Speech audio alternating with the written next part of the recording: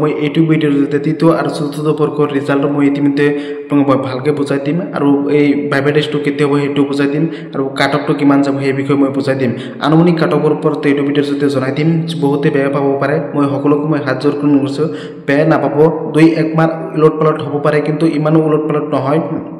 কাৰণ ইয়াৰ আগতে যিমান পৰীক্ষা হৈছিল 2022 চনত প্ৰথম যেটো এডিআৰ আছিল বন্ধুসকল তাৰ পিছত এতিয়া 2.0 হল আকৌ নতুন পদ মুকলি হ'ব 10 মিনিট পিছত 15000 মুখ্যমন্ত্ৰী ডাঙৰি গৈছে 15000 এডিআৰ নতুন পদ আকৌ তৃতীয় আৰু চতুৰ্থ বৰ্গৰ পদ মুকলি হ'ব কিন্তু 20000তকৈ বেছি পদ মুকলি হ'ব আপোনালোকে চাব মোটামুটি 30000ও মুকলি হৈ যাব পাৰে যিমান পদ আছে সকলো নিযুক্তি দিব কাৰণ 26ৰ ইলেকশ্যন আজক আগত মুখ্যমন্ত্ৰী ডাঙৰি ইতিমধ্যে 2-3 মাহ আগতে ঘোষণা কৰিছে যে এডিআৰত নতুন পদ আকৌ মুকলি হ'ব বহুত পদ মুকলি হ'ব 15000 কথা কৈছে মোটামুটি 30000 25000 মুকলি হৈ যাব পাৰে কাৰণ মুখ্যমন্ত্ৰী ডাঙৰীয়ে বহুত চাকৰি দিছে নিকাও চাকৰি দিছে আৰু মুখ্যমন্ত্ৰী ডাঙৰীক ধন্যবাদ জ্ঞাপন কৰিব লাগিব বহুত আঁচনি দিছে দুখীয়া মানুহৰ বাবে বহুত উপকৃত হৈছে আৰু মই যিখিনি গম পালো বা ৰিচাৰ্চ কৰিলো বা মই যিখিনি ভিডিঅ' মই দিও সময়মতে সকলোৱে গমে পায় যি কাম যি কথা কয় মুখ্যমন্ত্ৰী ডাঙৰীয়ে হেতু কৰি দেখুৱাইছে আৰু সকলোৱে ধন্যবাদ জ্ঞাপন কৰিব লাগিব আৰু বিশেষকৈ মই এইটো ভিডিঅ'ৰ জৰিয়তে তৃতীয় আৰু চতুৰ্থ বৰ্গৰ ৰিজাল্টৰ ওপৰত মই আপোনাক মই ভালকৈ বুজাই দিম যিসকলে প্ৰথমবাৰ ভিজিট কৰিছে চেনেলটো সাবস্ক্ৰাইব কৰি দিব ভিডিঅ'টো শেয়াৰ কৰি দিব আনুমানিক কাট অফৰ ওপৰত জনাই দিম বন্ধুসকল ডাইৰেক্ট ফিক্সড নহয় বন্ধুসকল মই কৈছো যোৱা বছৰ সাধাৰণতে 2022 চনতে যেটো কাট অফ আছিল বন্ধুসকল 8 pass 10 pass 10 pass plus IT আছিল সবতে ড্ৰাইভাৰ পেকেজ 10 পাস আছিল 12 পাস আছিল গেট 3 গেট 4 আৰু গ্ৰেজুৱেচন আছিল আৰু সায়েন্স ষ্ট্ৰীম আৰু 12 পাস আছিল বন্ধুসকল যোৱা বছৰ মই পৰীক্ষা দিছিলো কিন্তু ৰিটেন এক্সাম পাস কৰাৰ পিছত তাৰ পিছত আকৌ ফাইনাল লিষ্টত নাম নাহিল কিন্তু এবাৰ মই দুটা পৰীক্ষা একৰ ওপৰত নম্বৰ পাইছো মই কৈছো কাট অফ ইমানো হাই না যায় মই কৈছো একৰ ওপৰত মই নিজে পাইছো কাৰণ যে ইমানো হাই যাব ইমান নহয় বন্ধুসকল মই কৈছো যোৱা বছৰ সাধাৰণতে 8 পাসৰ পৰা আৰম্ভ কৰো প্ৰথমতে 8 পাসত যেটো হাতন যোৱা বছৰ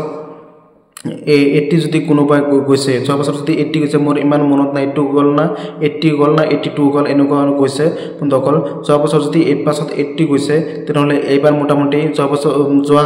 বছৰ মানে 2022 চনত যদি 80 গৈছে এবাৰ কিন্তু মোটামুটি 84 বা 85 এনেকুৱা যাব তাতকে কিন্তু বেছি না যায় জেনাৰেল ক্যাটাগৰি 8 পাসত 2 কৈছো মই যেটো 2022 চনতে যদি এডিআৰ প্ৰথমটো যদি সাধাৰণতে 10 পাস যেটো আছিল গেট 4 হেটো যদি আপোনালোকৰ সাধাৰণতে 85 গৈছে কিন্তু এবাৰ মোটামুটি 90 মান যাব ইমানো হাই না যায় 4-5 মাৰ্ক বেছি থাকিব ওবিসি হক এমওবিসি হক যিমান গৈছে তাতকে 4-5 মাৰ্ক বেছি থাকিব এসসি হক এসটি হক 4-5 মাৰ্ক বেছি থাকিব তাৰ কিন্তু তাতে কিন্তু বেছি না যায় হেবে কৈছো আপোনালোকে ইমানো টেনচন নকৰিব যিসকলে 80 মাৰ্কৰ ওপৰত পাইছে তেওঁলোকে টেনচন নকৰিব যিসকলে সাধাৰণতে গেট 4ত 8 পাস 10 পাস প্লাস আইটি আছে তেওঁলোকে কোনো ধৰণৰ টেনচন নকৰিব কাৰণ এইবাৰ আৰু নেগেটিভ মাৰ্ক আছে নেগেটিভ মাৰ্ক থকাৰ বাবে ইমান হাই না যায় নেগেটিভ মাৰ্ক না থাকিলে একৰ ওপৰত যাবলৈ হয় কিন্তু আপুনি কোনো টেনচন নকৰিব 80 ওপৰত যদি পাইছে এসসি এসটি ওবিসি এমওবিসি আৰু জেনাৰেল ক্যাটাগৰি যদি সাধাৰণতে 85 বা 82 বা 83 পাইছে ইতিমধ্যে ওমাৰশিপখন দিছে সকলোৱে গমে পাইছে যদি পাইছে কোনো টেনচন নকৰিব আপুনি ভাইভা টেষ্টৰ বাবে প্ৰিপাৰেচন কৰি থাকক কাৰণ গেট 3 গেট 4 সকলো পৰীক্ষা ৰিজাল্ট সমূহ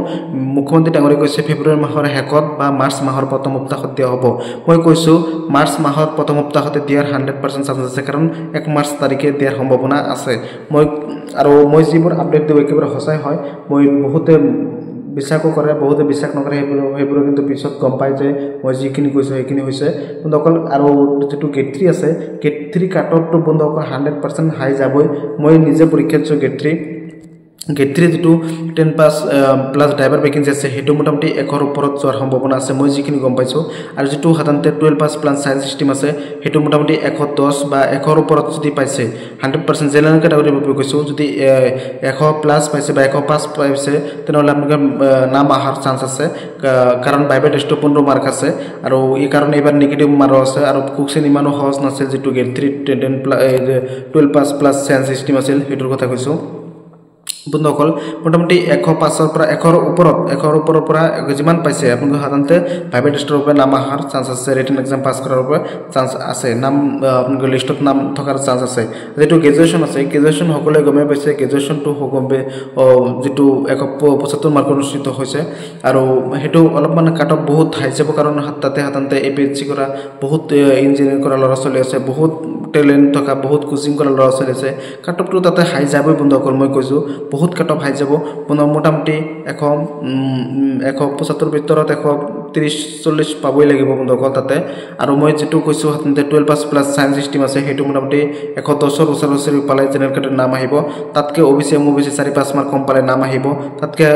জেনাৰেল কেটাগৰীতকৈ 10 মাৰ্ক কম পালেও এসসি এসটি কিন্তু নাম 100% আহিব বন্ধুসকল মই কৈছো আৰু এবাৰ যিসকলে মুখ্যমন্ত্ৰী ডাঙৰীয়ে কৈছে যেটো হাততে যিসকলে পৰিয়ালত চৰকাৰী চাকৰি নাই তেওঁলোকক 10 মাৰ্ক এক্সট্ৰা দিয়া হ'ব এটো কিন্তু নিৰ্বাচনৰ সময়তে মুখ্যমন্ত্ৰী ডাঙৰীয়ে ঘোষণা কৰিছিল আৰু যেটো ঘোষণা মুখ্যমন্ত্ৰী ডাঙৰীয়ে কৰে কাৰণ চাকৰিৰ পৰা ষ্টাৰ্ট কৰি যিমান ঘোষণা কৰিছে সকলোবোৰ হাততে নিৰ্বাচনৰ সময়তে ঘোষণা কৰিছে আৰু নিৰ্বাচনৰ সময়তে যিমান ঘোষণা কৰিছে এটাও কিন্তু নকৰাকৈ থকা নাই আৰু মুখ্যমন্ত্ৰী ডাঙৰীয়ে কৈছে যে যেটো 10 মাৰ্ক এক্সট্ৰা দিয়া হ'ব এই 10 মাৰ্ক এক্সট্ৰাটো মুখ্যমন্ত্ৰী ডাঙৰীয়ে যেটো নিৰ্বাচনৰ সময়তে ঘোষণা কৰিছিল এই ঘোষণাটো মুখ্যমন্ত্ৰী ডাঙৰীয়ে কিন্তু সকলে গমে পাইছে আৰু সকলো মনতে আছে আৰু মুখ্যমন্ত্ৰী ডাঙৰীয়ে কিন্তু সকলো ভিডিও আপলোড কৰিছে ময়ো ভিডিও আপলোড ইয়াৰ আগতে কৰিছো মুখ্যমন্ত্ৰী ডাঙৰীয়ে নিজা ঘোষণাটো মই ঘোষণা ভিডিও আপলোড কৰিছো কাৰণ সাধাৰণতে তাতে ঘোষণা কৰিছে কাৰণ দুখীয়া ল'ৰা-ছোৱালী যিসকল পৰিয়ালৰ চৰকাৰী চাকৰি নাই তেওঁলোকৰ বাবে উপকৃত হ'ব সেইবাবে আপলোড কৰিছো সকলো সাপোৰ্ট মোৰ চেনেলটো সকলে সাপোৰ্ট কৰিব সকলো খবৰ সকলো আপডেট পাব আৰু কাটঅফৰ মই 2-1 মাৰ উলট পালট হ'ব পাৰে তাতকৈ কিন্তু বেছি কাটঅফ উলট পালট নহয় সকলো সাপোৰ্ট কৰিব কোনো যেতে বেয়া নাপায় সকলো সাপোৰ্ট কৰিবলৈ অনুৰোধ জনাইছো চেনেলটো সাবস্ক্ৰাইব